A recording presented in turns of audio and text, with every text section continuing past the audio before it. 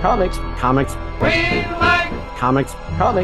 because they have no home. Once again, I am Grand Admiral Joe Getcho, and I am Mike White. and welcome to the after show. That doesn't work as well when you're trying to be quiet and subtle to make a joke like that, but you know. Yes, it's okay. So everyone, let's remind you again that this is an after show. So make sure that you've already watched or listened to our episode on the limited comic series Star Wars Thrawn, written by Jody Houser, illustrated by Luke Ross, and published by Marvel Comics in 2018.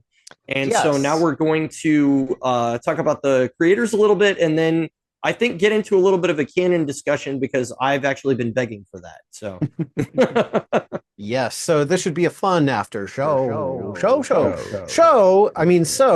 Our writer for Star Wars Thrawn, the comic book, was Jody Houser. She is an American professional comics writer who is known for her work on adaptations and licensed properties. So this is something that she's done fairly regularly and has a long list of credits. So it was, not some kind of weird challenge that she got out of left field, which was really cool because I think it shows in, the story being complete and giving you all the important parts while, summarizing a super long novel. So that's got to be really hard to do, but she's practiced at it, so that helps.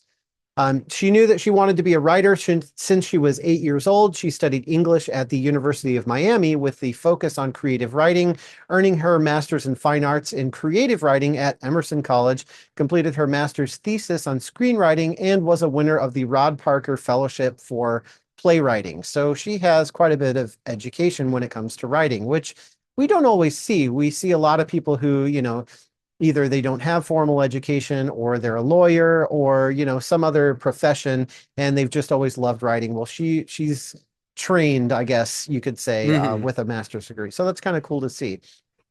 In 2006, she self-published a webcomic called Cupcake Pow, which, yes, is about cupcakes because she thought, well, people write about all kinds of stuff. I'll write about cupcakes. But her first professional comics writing was published in 2012, and then she later quit her last day job to become a full-time freelance writer in 2016. She has penned stories for DC Comics on Mother Panic, Harley Quinn and Poison Ivy, on Marvel Comics, obviously Star Wars Thrawn, but also she did an adaptation of the movie Rogue One, a Star Wars story. Oh, okay. Which I think I've heard is actually really good. She also wrote an original limited series called Star Wars TIE Fighter that's supposed to be really good, and also an arc for the Star Wars Yoda limited series, working again with artist Luke Ross. She also wrote a comic adaptation of the TV show Star Wars Obi-Wan Kenobi with artist Salvador LaRocca. So she's done a lot of Star Wars. Oh, wow. LaRocca is the artist that was working on Fantastic Four in the 90s. That is a lot of the reason why I became a big fan of that book. So that's cool that they've worked together. I didn't know he was still working, so that's news to me. Yeah, I wonder if you'd like Kenobi, if you'd be into that. That would be interesting. Maybe I would. An interesting experiment. I have read. I was going to say I have read Mother Panic by her, so I knew I'd seen the name before, but I couldn't place where it was from. But that must be it. That was part of an imprint that DC had called Young Animal, which is Gerard Way, who is the lead singer of My Chemical Romance, was like, I want to write comics. Give me an imprint at DC. And they said, okay. So she was one of the writers under his stable. And they were doing stuff that was in canon, but it was kind of weird side characters that didn't interact with the rest of the universe so much. So Doom Patrol was the title that Gerard Way wrote, but then Mother Panic was a Gotham-based vigilante, I think teenage vigilante, in an all-white motorcycle costume. And my memory is that she did actually kill people, and so that put her in Batman's sights. So it was a decent enough series, but that was my only other exposure to Jody Houser. Okay. She's also written for Marvel superheroes, Black Widow on Web of Black Widow, Ms. Marvel, and Spider-Man. She has also written for Dark Horse Comics on some adaptations for Stranger Things and something called Critical Role. She's written for Titan Comics, Doctor Who, obviously, because we're going to review that next time, Mhm. for the 13th Doctor. She's also written for IDW on Orphan Black, and she was also a member of the writers' room for Star Trek Year 5. Oh, nice. And Valiant Entertainment, she wrote an original superhero named Faith Herbert and more. So those were some of the highlights that I thought were interesting. And you can find more about her on her official website, mindeclipse.com. Right on.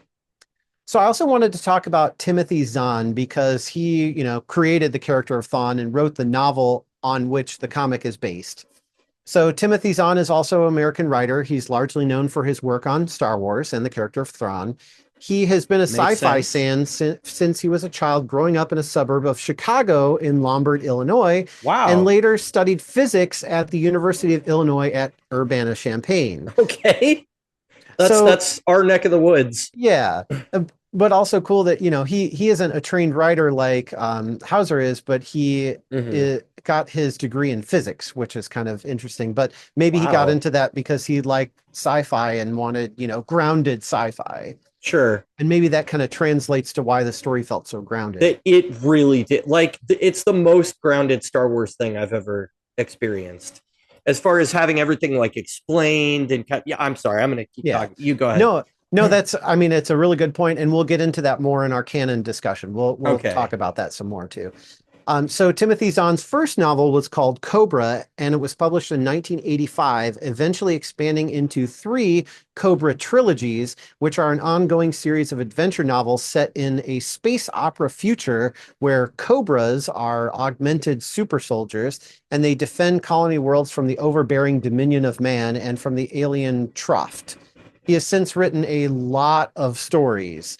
So I'm really just going to be focusing on Star Wars, but I thought that, Cobra kind of sounded a little bit like Star Wars. So maybe that was his hey, I want to play Deadpool. So I'm going to play Deadpool, even though it's a different character in my movies until eventually I get to play the character that I want. Kind of sounded similar.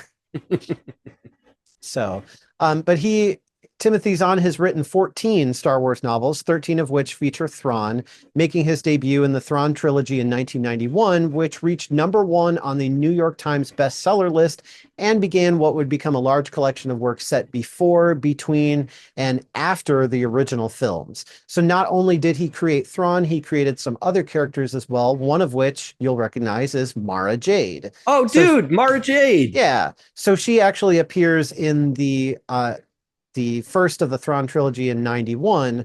So it was kind of funny because I started reading it and I'm like, oh, it's Mara Jade. Okay, she's in this.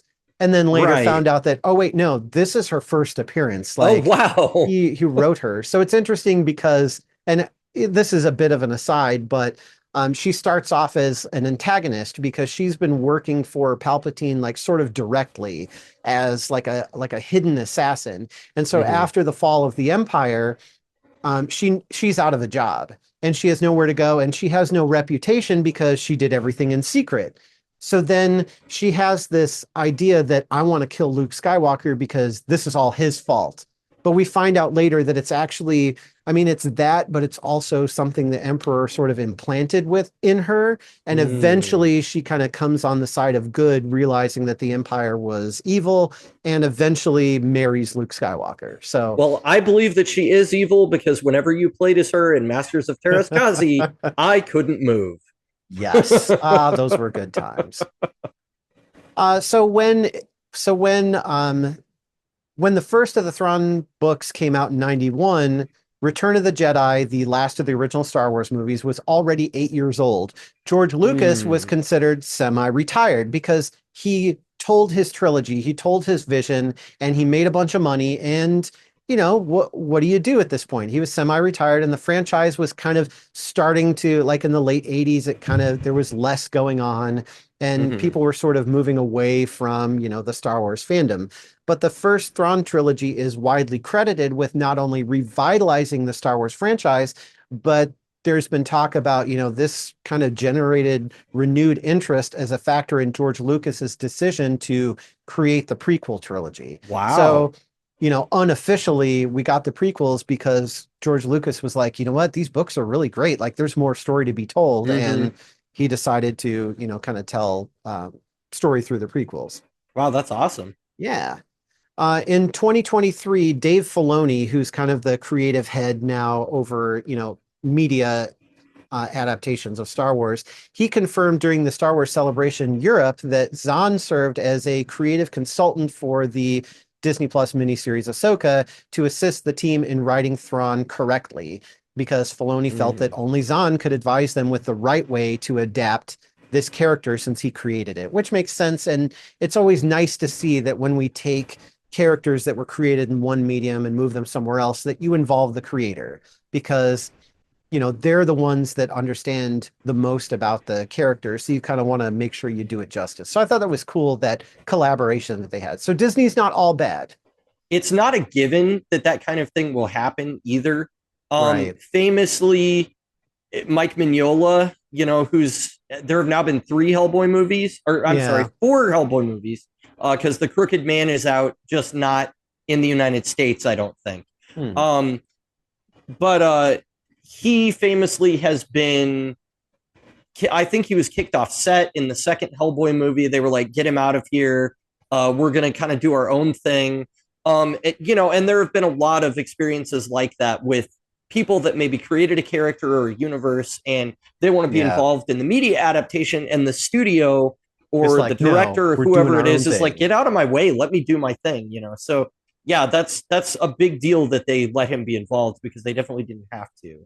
So, well, I guess we can move along to the artist. So Luke Ross is actually not his name. It is Luciano Queiroz, but he goes by Luke Ross as a pen name, I would assume, because it's easier for us Americans to pronounce. So there you go. But he is a Brazilian comic book artist who's worked for Wildstorm, Marvel, DC, and CrossGen Comics during his career. So at Wildstorm, he penciled Gen 13, which is kind of their premier teenage superhero team. The closest analog in comics to them is either the New Warriors or the Teen Titans, I guess. So they're kind of okay. But that's Wildstorm's teen superhero team. At Marvel, he's worked on Captain America, Spider-Man, and of course Star Wars. And he also did art for the Dark Horse adaptation of Indiana Jones and the Crystal Skull. So apparently there is an actual comic book version of that movie out there. And I looked up some info on it, and everyone is basically really negative on the writing and really positive on the art. So at least he made it look good. He did his part. The writing, the writing wasn't good. So, and at DC proper, the only credit I could find of his was on the Green Lantern title for a short amount of time. So here's where I run into trouble a lot of times, because we tend to, in the American comic book industry, import our artists from other countries, which is fine.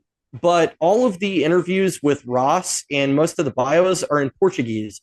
And as much as I tried to get Google Translate to translate this stuff, it would translate like the panel asking me if I wanted cookies or not, or the panel asking me if I wanted to sign up with the website.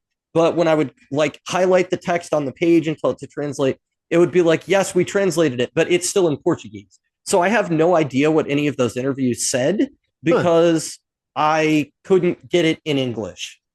It seems like he's under an exclusive contract with Marvel at the moment, though. That was what I was able to piece together. So I think he's going to continue working exclusively with them, whether it's for Star Wars titles or, whatever he gets assigned to. So what I can talk about is his art style a little bit. And there, like I mentioned in the episode, there's 2 artists that I'm pretty familiar with that he reminded me of. So the one is Patch Zurcher, and he does really heavy shadows on people, and also has, I don't want to say rigid figures, but they don't look like there's a lot of movement going on with them.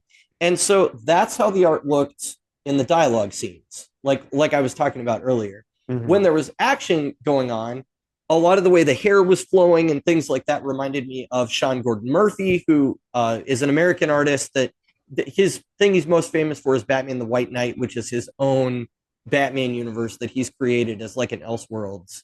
And there's like multiple books to go along with that. But Murphy is really good at doing action, movement, and technology is like his thing. When Sean Gordon Murphy is drawing a motorcycle, every rivet in the motorcycle is going to be drawn out in detail. Wow. And that's kind of how I felt about the way Ross was drawing the ships and stuff.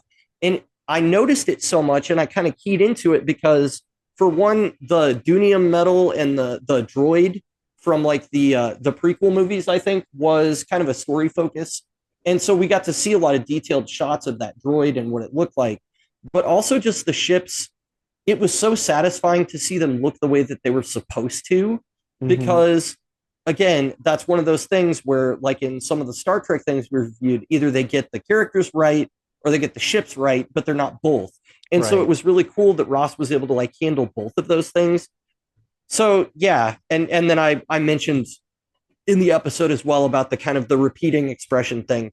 I don't know if that was a writer choice. My tendency is to say yeah, probably, but I didn't do research into it. I probably should have.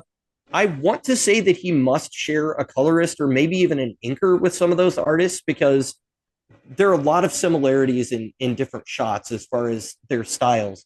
Or it could just be a case of like parallel development where like these people came up in the industry at the same time and they had the same influences or something like that. I mean, that's a lot of what happened. Like all the artists that got big in the 90s were influenced by Frank Miller in the 80s. Frank Miller was influenced by, you know, people that came before him and different people. So it could just be one of those things. But yeah, I really enjoyed his art. I thought it really helped the story along, and everything looked really good to me. So yeah, no complaints there. Sorry about me not being able to speak Portuguese though.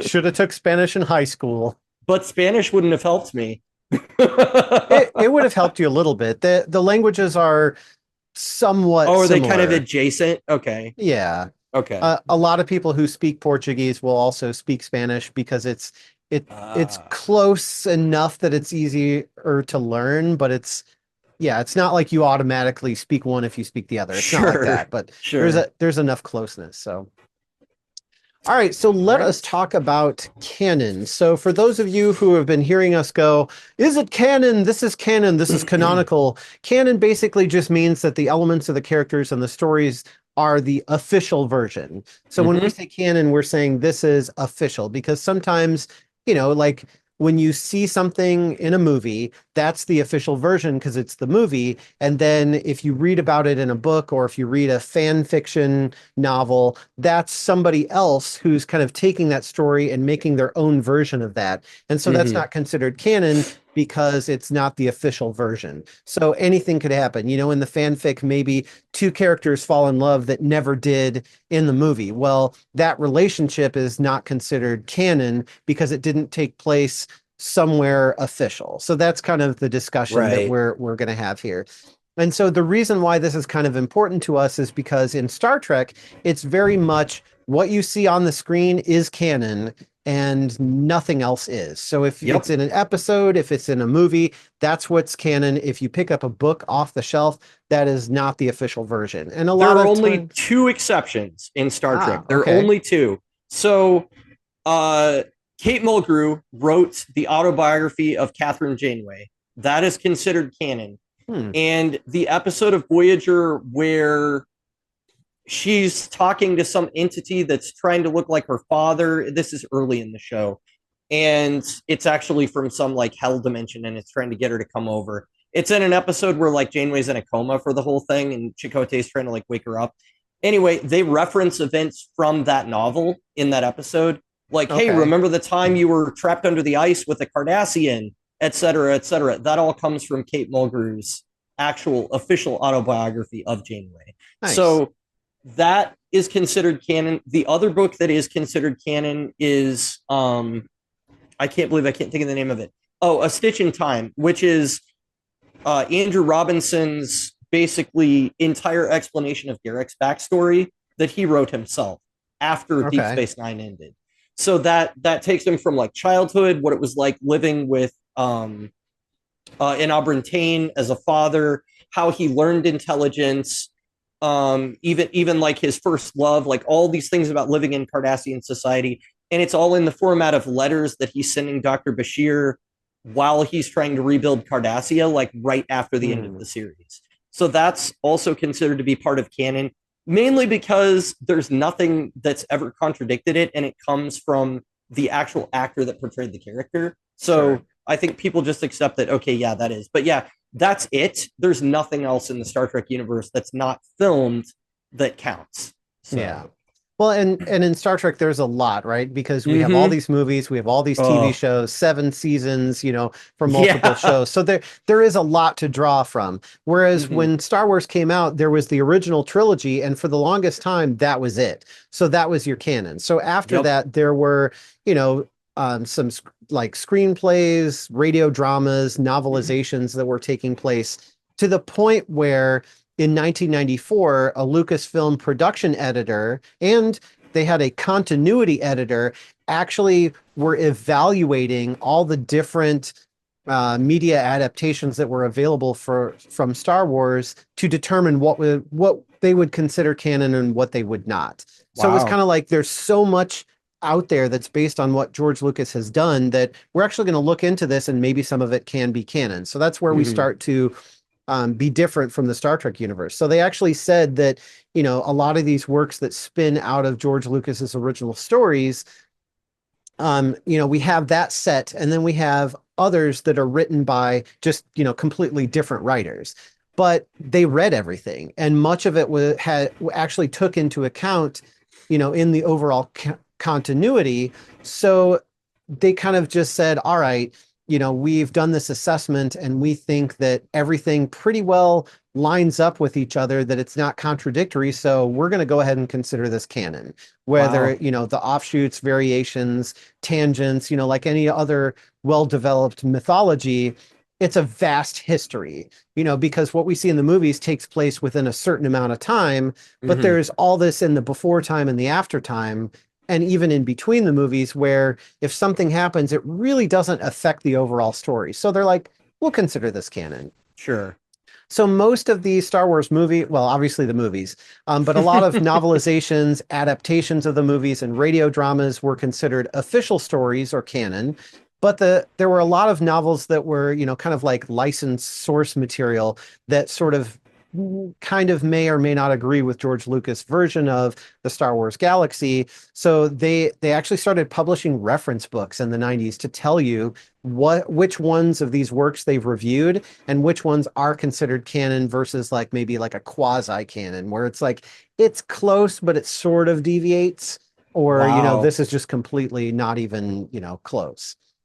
So it's interesting because like it wasn't clear, cut and dry. You had to go to the Mm-hmm. creators to find out what was canon or not. But it's still kind of cool that you could have other stuff besides the movies that are considered the official stories. Well, it's interesting too that it's not George Lucas himself that made that determination, because if Gene Roddenberry were alive, I can guarantee you he would have his foot in everything, going, "Oh, this is canon, this isn't canon, blah blah blah." Like he was a very strong personality that had very Mm. strong feelings about like what would and wouldn't matter. Like he famously tried to bury Star Trek the animated series for years, and now it's on streaming, which I don't think Gene would approve of because he didn't want people to see it because he was kind of embarrassed that it existed. But um yeah, but Lucas himself is not the person determining what's canon here, which is fascinating to me. Yeah, I guess because he was just semi-retired.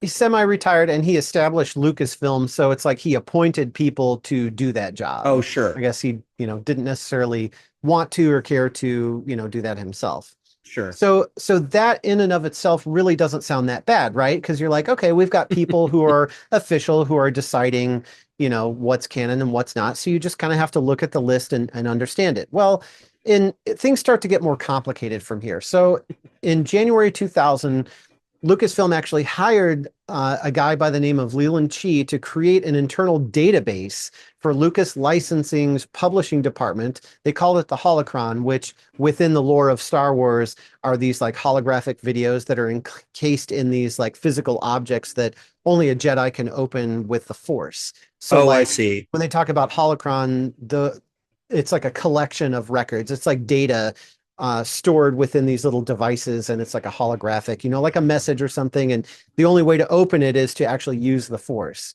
Okay. And the Sith have their own version as well. But anyway, so is theirs called the Holocron? It is not. No, I think they just call it a Sith holocron, but it's red, okay. Whereas the Jedi ones are like this like light bluish color. Missed opportunity. Yeah.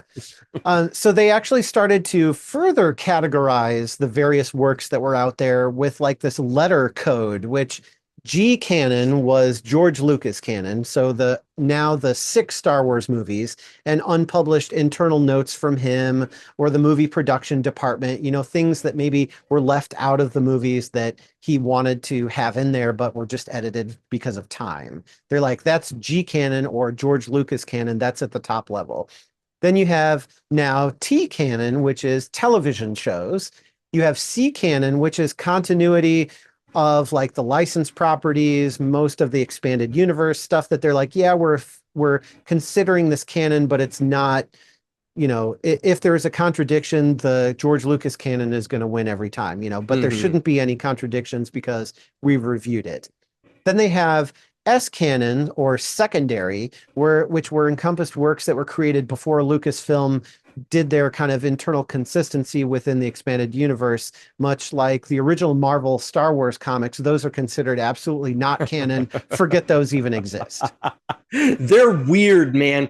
I've watched some YouTube reviews of some of those, and they are bizarre. It's almost like they were taking production notes before the movie was done and then adapted that into their own thing. And then, of course, when the movie's finished, it's very different from... Well, it's like that adaptation of...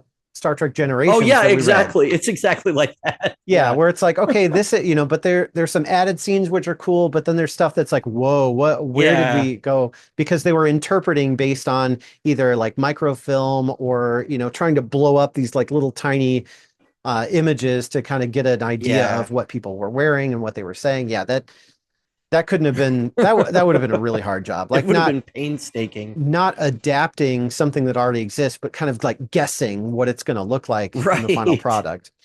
There were 2 more. So N canon, which meant non-continuity, which was basically your blatant contradiction. Sure. And then D canon from something from the canceled animated television series called Star Wars Detours. I guess they had to establish their own category for it. Sounds like a theme park ride. Yeah, it kind of does. So I have a question. At this time, we're talking about the year 2000, January 2000. So 2000 had just started.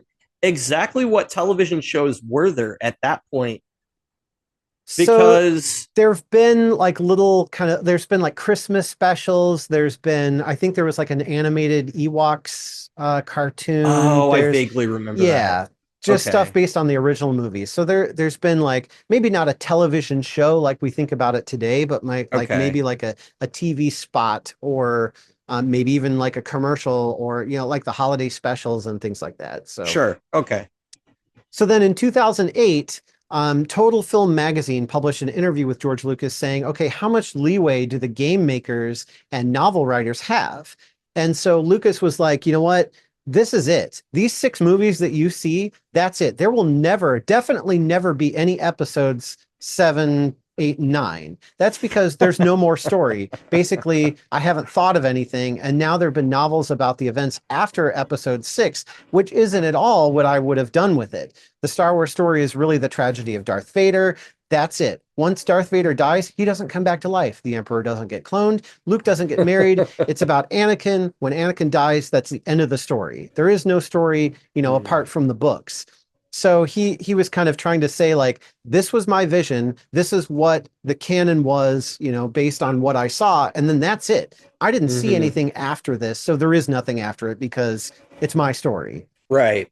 So there's basically, he goes on to say there's 3 worlds: the world that he made up, the licensing world, that's the books, the comics, that kinds of stuff, the games, which is their world, and then there's the fans world, which is already, obviously very rich in imagination, but they don't always mesh together. And he said, all I'm in charge of is my world. I can't be in charge of those other people's world because I can't keep up with it. And I think that's why he hired people at Lucasfilm to do that, was because it just was getting to be too much to keep track of for him. And he's like, I don't want to. I can't. Something that Star Trek could greatly benefit from, that it seems like he at least tried to put in place, is having some kind of a continuity expert. Mm-hmm. And that person could be on the set of every show, every movie, letting people know, like, hey, this is how this contradicts or contributes to continuity. And that's one of the reasons why we've had a successful MCU, even if, you know, you take the last few years as not as successful. It's still, while we had one guy overseeing it all, it had a very consistent vision. Right. And so that having that control over continuity, I think, is a very positive thing for keeping internal storytelling like really consistent. Yeah, I think Star Trek could have hugely benefited from that. So unfortunately, this brings us to 2012, where Disney acquired the rights. And so this is why a lot of Star Wars fans are upset, because Disney said, you know what, we're going to take this expanded universe that you guys have loved for, 30 years, all these great stories, these things that were, technically canon. We're rebranding this and we're calling it Legends. This is another kind of, sub part of the Star Wars vision, but it's really just its own separate category. Yeah. So the term canon is going to be reserved exclusively for George Lucas canon, the 6 movies, and also the seasons of Star Wars, The Clone Wars that he developed and produced, and the movies, television series, novels, comics, toys, and video games created by Lucasfilm after the acquisition. Of course. So the problem is that not only did they take the expanded universe and say, this is something else, entirely that's not canon, but in the stuff that Disney produces, we can decide what we want to bring in and what we will establish as canon. And the problem is, as you have read, with this comic, a lot of the stuff was really well thought out. It was very intelligently written. It was very gripping. It was cool. And then think about the 3 Star Wars movies that we got from Disney. They did not seem like they were very, very intelligently planned out, and they destroyed a lot of things that were set up in the expanded universe, or now Legends, like Luke Skywalker. He was supposed to, fall in love with Mara Jade, kind of turn her to the light side and go on, and they have a son named Ben Skywalker. Leia and Han actually have twins. But now instead in the movies, you have Luke as just some old hermit who, doesn't do anything. He tried to kill Ben in his sleep, who is Leia and Han's son. And those are the only children. So it's like you've completely just erased years and years and years of what was considered canon. And then Ben kills Han. Yeah. Which is even worse. So... yeah. So my gosh. I didn't realize. I mean, I knew that there was a lot of continuity there, but I didn't realize that they blatantly just wiped it out whenever Disney took control. That sucks. So that's where the anger and hostility comes from. Now, so there are some adaptations that they've done, or there's some kind of news stories that they've done that do draw upon the expanded universe or Legends, like, everything that they've done with Thrawn, that seems pretty consistent with what, came before. Star Wars, The Clone Wars in general was very kind of, I think, part of that. But anything that Disney does going forward, it's kind of like, okay, is this going to be canon, or is it going to be a watered down, less intelligent version of canon? And then, political affiliations, personal understanding aside, a lot of people think that Disney or they are putting additional messages within these stories that weren't there originally. So we're talking about elements of characters that really don't have anything to do with the story. And the question is this an agenda by Disney? Is it a political agenda? Whatever it is, it's including elements that weren't there in the original stories. Okay. So that's making, another part of the population very upset that now we're getting other things injected into these stories and we're telling them wrong. So even with Star Wars, The Acolyte, that's why that kind of ended, was because the fan pushback was just, this is not part of our canon Star Wars. I don't accept this. Wow. It's just so much, kind of pushback from it. So that's kind of the current state of affairs with the Star Wars universe. Well, I knew that there had been a lot of dissatisfaction from the fan base, because I see it online, but you always, I don't know, I always look at it and go, well, are these just the angriest people being louder than everybody else? Is the fan base really that up in arms about the direction things are going? Because I've spoken with you, and for the most part, you've been like, I like new Star Wars stuff. Like, I've been enjoying it. So I kind of thought maybe it's just people blowing it out of the water. But I can totally understand how, if you already had an established story and you had a lot of people that had read these novels, a lot of people that had gone into it and really started to, like, maybe we care about the kids of Han and Leia now, and they've become their own characters. And, you know, we've got this stuff going on with Thrawn and all these other elements that we're working with, that now to just have that wiped out is pretty rough. Yeah. So it's the equivalent of, you know, we don't have any Star Trek for a while, and then Discovery starts. Yeah. And Discovery says this isn't an alternate timeline. This isn't a different universe. It's the exact same Star Trek universe that you've always seen, but now we're going to change things. We're going to make them different. We're going to make things that you've seen in the past are not exactly, you know, as you thought they were. And so, you know, to come along at this point and say what you saw in the past, no, we're erasing that from canon and we're establishing something different. You're like, what the heck? You're not going to take Deep Space Nine and tell me that that didn't happen within the Star Trek universe. Right. So, well, and you know, Discovery seemed to be making a lot of changes just to make changes too. Like things like changing the Klingon makeup. Like why redesign something that's already been so firmly established and redesign it in such a way that it looks like something completely, totally different? You know, it's just, some of them seemed very arbitrary and like they were done. I don't know if it was for shock value.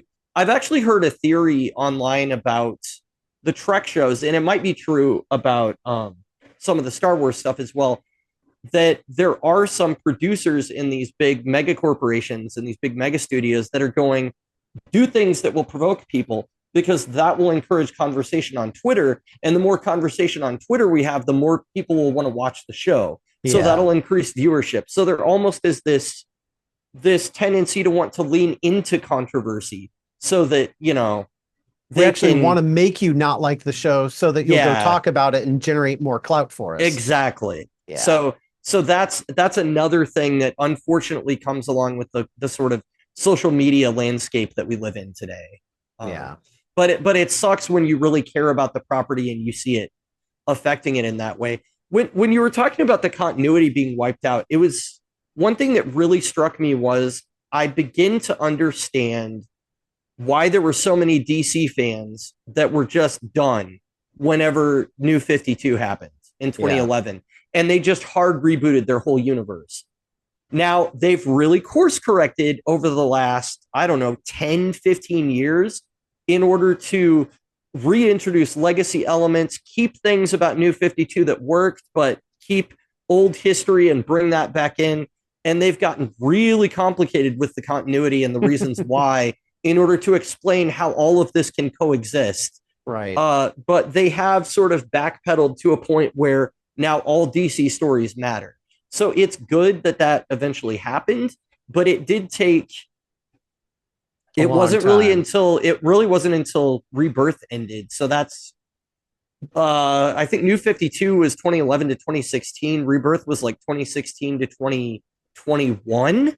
So like about a decade where all of the post-crisis continuity was just not, it didn't exist, basically. Or it did exist, but it got wiped out whenever Barry changed time. So yeah, I can see how a lot of people that have been reading for years would be like, this sucks. Like I thought I knew these characters and now you're just like wiping out everything that I knew. So yeah, I feel for the Star Wars fan base in that regard, because that's got to be tough.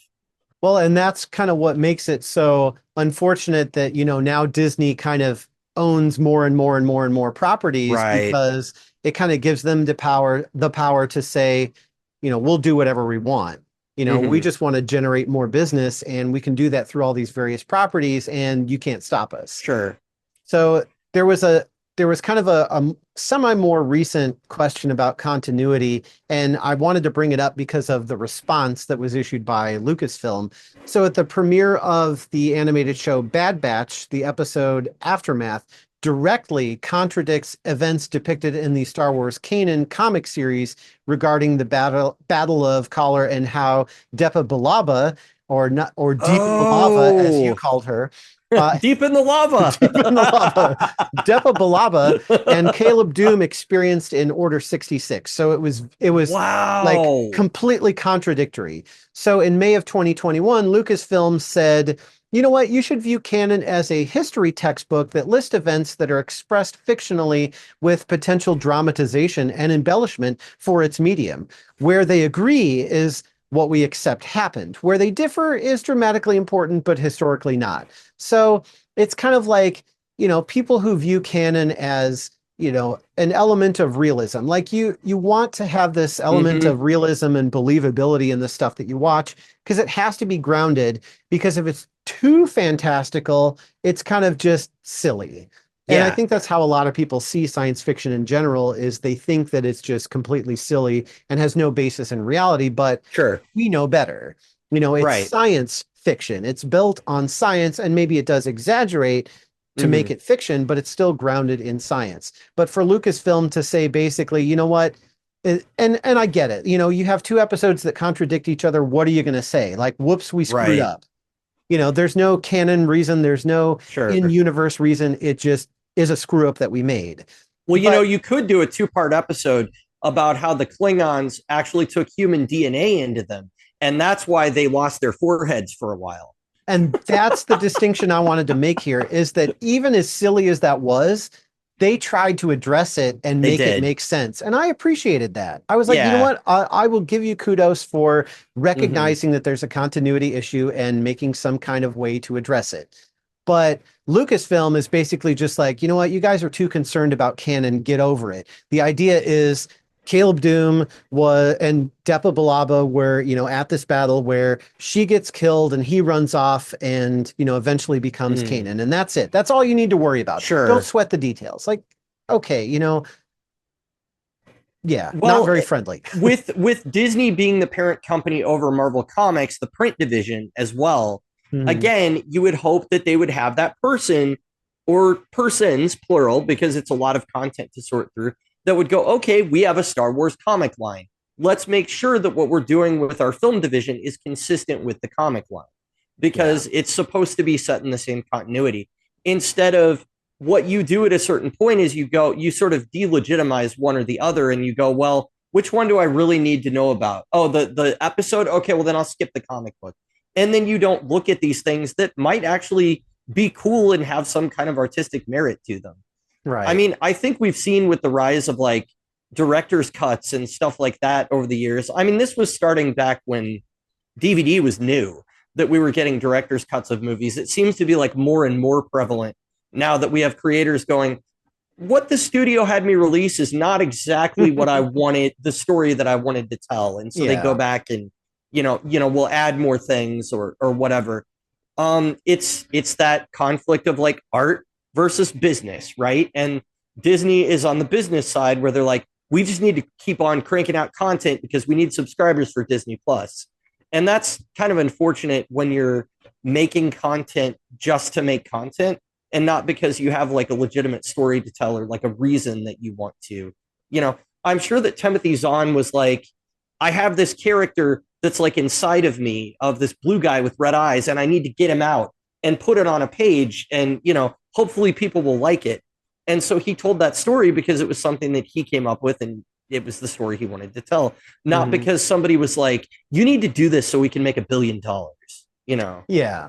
Well, and his books too, it's like, yes, it's sort of centered on Thrawn and what he's doing, but it's also the expanded Star Wars universe, where he is including Han Solo, Lando Calrissian, Luke Skywalker, Leia's in there, Chewbacca's in there. They go to Kashyyyk, the Chewbacca's homeworld, the home of the Wookiees. Oh, nice. And they also have this Nagri or Nagiri, I think is how it's said in Star Wars Rebels, but this like kind of other race that's sort of subservient to Thrawn because he's promised them certain things. And so there's all this intricacy that is in that Star Wars universe, not just about Thrawn, but also kind of continuing the story and then also the spirit of what's been going on, because what happens after they blow up the Death Star, everybody has a party, but then what? You've got all these elements of the Empire that still exist. There's still people out there who think that, the Empire should still be kicking, and how do the rebels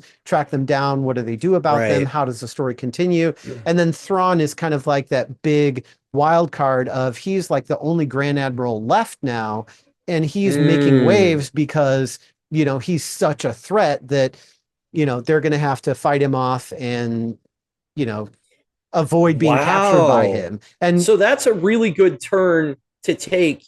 And it's a lot better than just bringing back the old villain again. Yes. And that's why that's why the book is called Heir to the Empire, is because Thrawn is the next logical successor to take over the Empire. Okay. So that's a lot more compelling than, Palpatine was doing secret experiments and was able to resurrect his body and harness the power of all of the Sith. And if Rey strikes him down, then he will absorb this power and come back to life, or whatever they said in the movies. Well, and a brilliant tactician with a sort of calm demeanor strikes me as a more frightening villain than an old man that shoots lightning out of his fingertips. Yeah. I don't know. It just, Palpatine himself is kind of hard to take as seriously as a threat as Vader. Vader is a physical threat. Like, he's going to mess you up. When I see Palpatine, I kind of see an old guy sitting in a chair with a cloak on, and I'm like, he doesn't seem like he's that bad. Like, I don't know. I feel like Palpatine was very much a threat in the prequels. Yes, but in I would agree with that. Original movies, and he's really more Darth Sidious at that point, because he's kind of out in the open about it. But he can't hide it because of his disfigurement. But sure. At that point, it kind of just seems like he's coasting. Like, what is the Empire really doing? It's pretty much in charge of everything, and it's just, day to day. Like, he seems kind of bored to me. And so that's why Darth Vader having a son, Luke, is really interesting, because now it gives him something to do. Whereas the Emperor before was kind of just like sitting on his throne, like sleeping half the day, probably, and letting people run the Empire. But in the prequels, he's almost my bedpan. Yeah, exactly. But in the prequels, he's doing the tactician thing, right? Because he's got Count Dooku, who he's promising to train as his Sith Lord. But Dooku is kind of like, he is a Sith, but he's not as deep of a Sith. He's not inherently evil. He's more just, I'm going to choose Sith because I don't want to choose Jedi. Because I see. The Jedi Council has too much power and they're abusing it. So I'm going to be on the opposite side of a conflict with them. And Palpatine sort of enables him, but then uses him at the same time. And that's why there's that look of surprise on his face when Palpatine tells Anakin to execute Dooku, because he's like, what the heck, dude? I thought we were friends. I thought you were helping me. I thought you were on my side. But really, Dooku was just a means to an end who is being used just like, others were. Yeah, I would agree with that. Palpatine seems like a more palpable threat during the prequel trilogy than he does in the later movies. It always felt like we get to him in Return of the Jedi, and I'm just like, who's this fuddy-duddy? Like, I don't know. I don't care about him, So.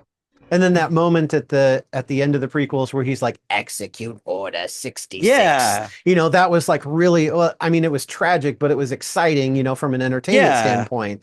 So it's like, after that point, what else was there for him to do? What can he do that's worse than that? Yeah. Yeah. But then I, that's what's cool about the expanded universe is here's what there is to do is not every Jedi was killed. And we know that because Obi-Wan Kenobi escapes, Yoda escapes. So who else maybe escaped that now the Empire has to hunt them down and take them out, and they don't have the element of surprise on their side. Right. So that's where you kind of get into those stories of like the people who are like chasing down and hunting, like their sole purpose is to find the Jedi and take them out. And that was interesting. Like, we got to see some of that in the Kenobi TV show and some of the video games and stuff, where it's like they're hunting anybody who's force sensitive, because either if you're force sensitive, you either need to be enslaved for the Emperor's purposes, or you need to be taken out because you're a threat.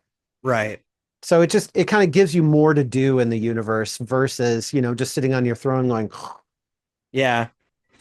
I didn't bring this up in the episode, but I really thought it was fascinating for them to talk more about the Outer Rim and more about races that are just completely outside the sphere of influence of the Empire weren't even involved in the conflict, like the Chiss, like him going, no, we have like this really powerful society that exists totally apart from you guys. And it's kind of over here, but I want to come learn about you. Like, I was fascinated by that as well, by the expanding of the universe. The expanded universe is what it's called. But that was really appealing to me, to be like, oh, let's get out of the rut of the same kinds of stories that we've been telling and really explore new areas of the universe that we haven't seen before. So. Right. It's like in Star Trek, you have the Federation, but then you also have the Romulans, the Klingons, the Breen, the, all these different races. And that's what's really cool in Deep Space Nine is you have this fight between the Dominion and the Federation, which are these two huge powers, and the Federation is losing. So it's kind of like, again, it gives us more to do, more to explore, and creates now new alliances that we can have, such as with the Romulans. And, kind of shaking up things in the universe to where it's not always that, status quo of like, okay, here comes the Federation. They're going to go explore. Whoops, they went into the neutral zone. Oh, they're being attacked by the Klingons because they're in the neutral zone. They go escape, just kind of that same old humdrum. Like now there's something kind of compelling and exciting going on that's different than the stories we've told before. Yeah, I agree. All right. Well, this has been another after show, and hopefully you have enjoyed yourself, because I have enjoyed myself. Yep. But now I need to, I need to go wash this blue off of my face, and I hope that it comes off. So, hopefully next time I see you, I will have my regular face and my regular eyes. Interesting work Zoom meetings, maybe, with your camera on. Yeah, I should leave it on for work. That'd be awesome. And you should keep the voice too, and be like, here's the agenda for today. And really, meeting, we are going to be discussing how to create documentation that will support our expansion of our empire. What do you mean empire? What? Pharmaceutical empire. Yes. And with that, make sure that you check out bonelesscomicspodcast.com. I did mention in the episode, but also I'm going to mention it here. We did our 2-year renewal of the website. So we've had our website for 2 years. Pretty cool, right? It is cool. So yeah, it's been renewed, so make sure you check it out. You can get links to pretty much everything on YouTube, some additional information, and you can listen to our episodes right from the homepage too. So if you don't have, a podcast app, that's a good way to listen to it. Or you can share it with your friends. That way they can hear us too. Yay. More people, that's more better. But until then, make them listen to it separately though, so we get more views. Yes, exactly. Don't listen to it as a group. Listen to it separately. They can't sit in the same room as you. It's not allowed. All right. Well, thanks for listening, and see you next time. See you next time. We like comics. We like Comics. because they have the